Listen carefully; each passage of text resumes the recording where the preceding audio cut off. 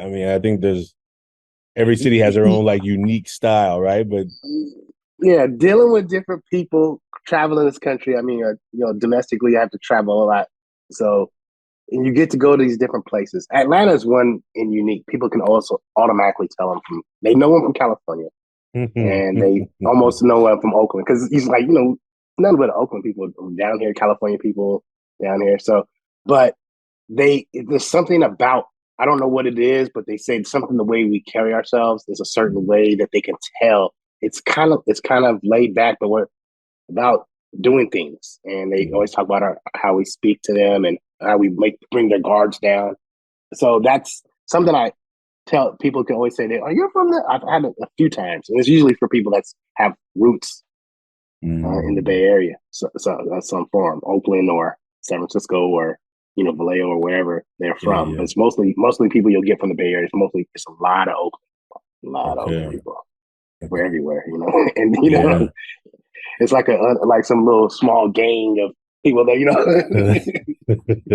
I mean, I imagine that, as the Bay Area continues to get more expensive and harder to live, I think people are also sadly feeling displaced, right? Feeling like, hmm oh, I better go somewhere else where I can at least maybe have a home, or at least hmm not have all of my money go into the home, right? So then I can have at exactly. least a life outside of the house, right? Otherwise, I bought the house, now I got to stay in it because I ain't got nothing else to go nowhere else. And I think that Yes. people are experiencing that here, right? And I think Yeah. the benefits of the Silicon Valley and the tech boom also created the other side of it, right? The overpriced real estate, the people who can't live in the homes, hmm or people who have made decisions that were not very thoughtful in the moment.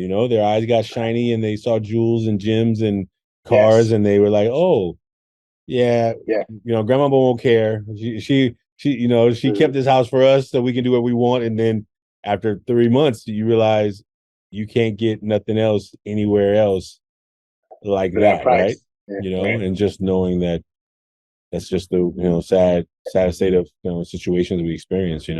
It's very sad. And then you start seeing the different that your dollar just goes further in other parts of the country. That's a sad thing. But then on the flip side, the other day I was thinking, I said, am I a gentrifier now? Since I am coming from, I had to think about this because I'm going to a place where it's cheaper. I'm enjoying. I was like, wow, this is a great. I was like, this is how I felt. This must be how I felt in the Bay Area.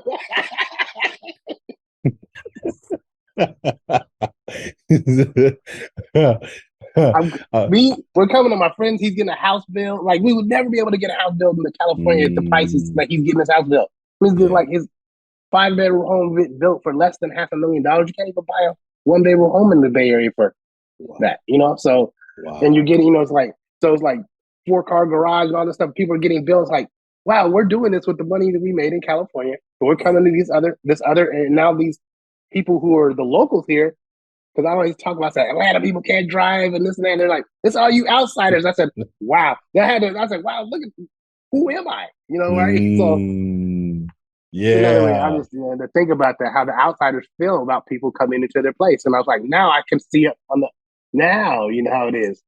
And have I become the thing that I despised? Right? Wow. I mean, what a powerful thought, right? A powerful concept of like, but I wonder, yeah. I wonder, when you think about the term gentrification, right? Do the people who are doing it know they're doing it, right? Like, do they right. know? Like, I don't know. I don't have an answer for this. this is not a, the economist kind of like, this is more right, like a right. conversation. Like, do they know? But I mentioned this difference between when you go and buy somebody's house off this chopping block and then say, Yes, hey, you got to move out. It's different when you're building your own. You say, hey, we bought some exactly. land. Like, I Right. wonder if that's, kind of like, when families began to move out west and they were like, we found some place, we found a spot, right? And then, Oakland used to have all these, Victorians in the West Oakland, and Yes. you go down there now and you're like, what the heck is all this Art Deco Exactly. architecture digest? What is this thing that they just built right here? It's like in between two Victorians. It's like some kind of like, you almost feel like Right. you've like left two different centuries. But That's what's happening in Atlanta right now. Is there's modern homes being built in these neighborhoods with one single story home. There's one nice house on the whole block. This little cul-de-sac, and you have all these homes that are decrepit and falling apart. So then it's like I was thinking about. So I get it now. You know, I look at it. I'm like, wow, capitalism. Wow, what has it done to everyone? yeah. So I didn't think about it. It's like, no, we're going buying up property because it's cheap. People are going out and they're flipping it, doing the same thing they were doing to the Bay Area. So I'm looking at it from a different perspective. Now I have to be more accountable for it. It's like, wow, so now I'm doing some things to try to help Atlanta as well. And now I'm wondering, are people doing this? Like, I'm gonna help Atlanta do. I based my business. We relocated and formed it. It's a Georgia-based company now. Still keeping our Oakland name because, like I said, Oakland people are still prideful. I want to take the Oakland everywhere we go.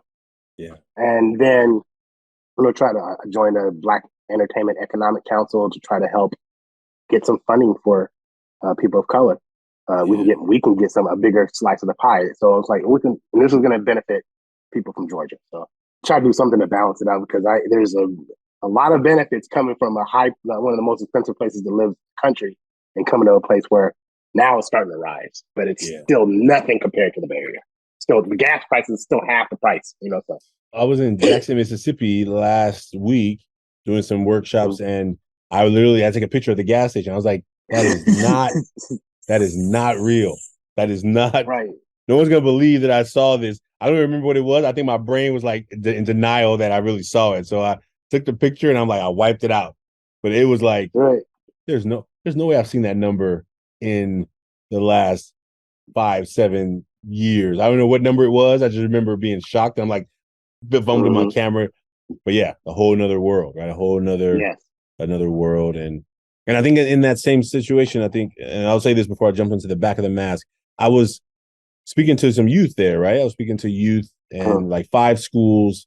And because I had seen what I saw in the city, what I had seen, like those homes you said, they're just kind of like worn down and like literally the homes that are like broken in half, literally. Like there's only half of the house there, right? You almost just I grew up in Oakland, but I didn't grow up with that. I grew up with a lot of stuff, a lot of drugs and violence and a lot of crack epidemic and things, but I didn't see that kind of stuff, growing up, right? And I think what I did see was sometimes a bunch of broken down apartments, but they were kind of intact, right? But I think it was a different kind of thing. And I think when I go to these places, I want to inspire hope in the young people, but also I want to not paint a picture that is so far from what they have seen, except what they've seen in newspaper and magazines or in their phones, but also that, I want to oversimplify it, right? I want to oversimplify the struggle that it may take to get through what you're going through, right? To get through what you have seen, to get through the day-to-day challenges that maybe face you or your family or your community. And I think it was an interesting moment for me to say, when I grew up poor in Oakland, right?